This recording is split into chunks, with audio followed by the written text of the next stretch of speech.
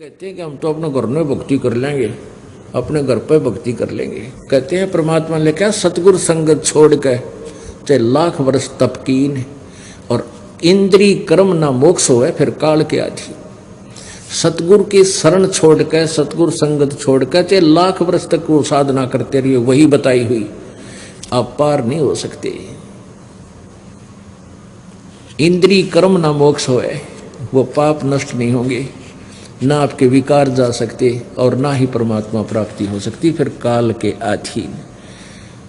तो यहां वही बता रहे परमात्मा के संत शिरोमणि बसत है चरण कमल भगवान, गरीबदास सतगुरु बिना हंस न पावे जाने।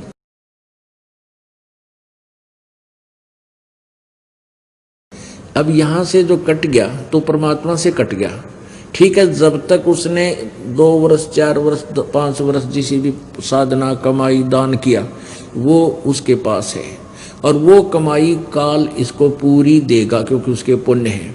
हो सकता है इस जन्म में भी वो सुखी रह जाए और स्वर्ग में भी चले जाएं क्योंकि यह कमाई ऐसी जबरदस्त है, कुछ ही दिनों में बहुत ढेर लग जाता है। लेकिन वो यूज क्या हुआ, फिर 84 लाख योनियों में आ गई। हमारा उद्देश्य यहाँ सदा के लिए पीछा छुटवाओ और ऐसे लोक में चले जाओ फिर मृत्यु ना हो, बुढ़ापा ना हो, कोई रोग ना हो हमारे शरीर में, किसी प्रकार का कोई अंग भंग अंधे गुंगे लंगड़े हम ना होए। तो वहां भी आपका ऐसे ही सृष्टि होगी, ऐसा ही परिवार होगा और वहां जो सुख आपको होगा तो यहाँ के परिवार में आपको 700 जन्म लाख जन्म नहीं हो सकता और वहां आपका कभी मरण नहीं होगा। सदा बाहर वृक्ष एक जैसी मौसम रहता है और वहाँ बड़ी अमृत की वर्षा होती है, फौहार चलती है। तो ऐसे उस लोक में हमने जाना है और जब तक वहाँ नहीं गए तो कहते हैं 4 मुक्ति जहाँ चंपी करती माया होरी दासी, दास गरीब अभय बुद्ध प्रसव मिले राम अविनाशी। उस सतलोक के अंदर वो 4 मुक्तियों का सुख जो यहाँ की नकली 4 मुक्तियाँ हैं, ये तो नकली है उसकी तुलना में, ऊपर वाले सुखों की तुलना में। और ये चारों मुक्ति प्राप्त प्राणी भी फिर जन्म मृत्यु में आता है, उसके पास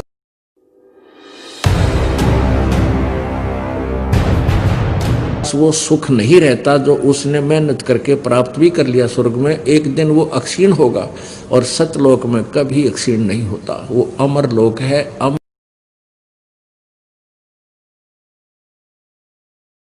और पुण्य है वहां आपके सदा के लिए। अब संत साधु भक्त किसे होया करें, निर्मल अंग निराश मन दूरी से दीखंत, साक्षी भूत पिछाने ले परख नवेला कंत, कुंदन जे हे ताव दे मुझे नहीं मुचकाई, सो तो साक्षी भूत है अनगिन ताव सहाई।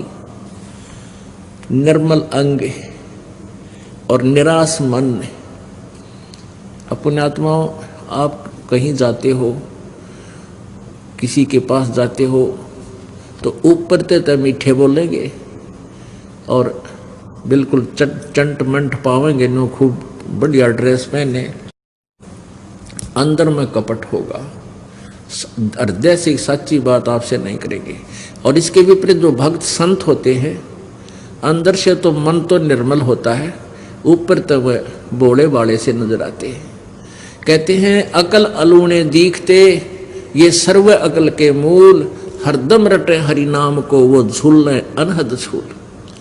अब जैसे आप जी सत्संग में आते हो, आप जी सत्संग में आते हो, बहन बेटी भाई बुजुर्ग सभी,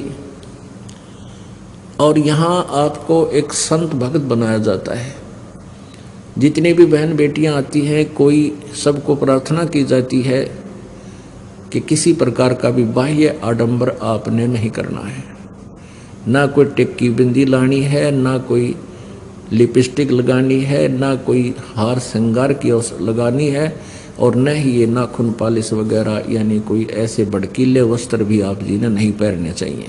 एक बहन कह रही थी जब मैं नौकरी करती हूँ ऑफिस में और मैंने अब ये लिपस्टिक लगानी छोड़ दी, मेहंदी लगानी भी छोड़ दी, नेल पॉलिश भी छोड़ दी, तो मेरे वहाँ ऑफिस के वर्कर कर्मचारी अधिकारी और साथ में जो और भी बहनें नौकरी करती हैं वो कहने लगी कि तुम्हारे कुछ हो गया क्या, तुम्हारे घर में कोई दुर्घटना घट गई क्या? कहने का भाव ये था कि थारा कोई मर गया के? क्यों मर क्यों गया? कि तूने लिपस्टिक लानी छोड़ दी और ये मेहंदी भी ना लाती, नाखून पालिश भी ना लाती। तो उसने कहा कि हमने तो नाम ले लिया और गुरु जी का उपदेश ले लिया, हमारे लिए ये प्रतिबंध हम नहीं ला सकते है। यो भी बड़े प्रतिबंध हो, यानी 100 बात। मुझे तो वो मूर्ख समझते हैं कि यो तो नालायक, ये तुम तो कति मूर्ख। और परमात्मा कहते हैं अकल अलूने दिखते। फिर आपको कुछ ऐसे भक्त हैं, जैसे आप सत्संग में आ जाते हो, बीच में भी आते हो, सत्संग 15-10वें दिन सत्संग प्रारंभ हो जाता है, 11वें दिन कुछ बीच में भी आते हैं भक्त जन, जिन पर नहीं रुका जाता, जिनकी मिट गई, वो नहीं रुक सकते।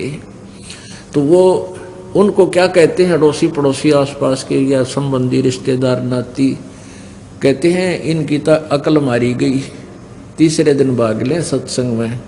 इनका तो जो है ना बिरानी के जंतर मंत्र कर रखा है, इन पर डटा नहीं जाता।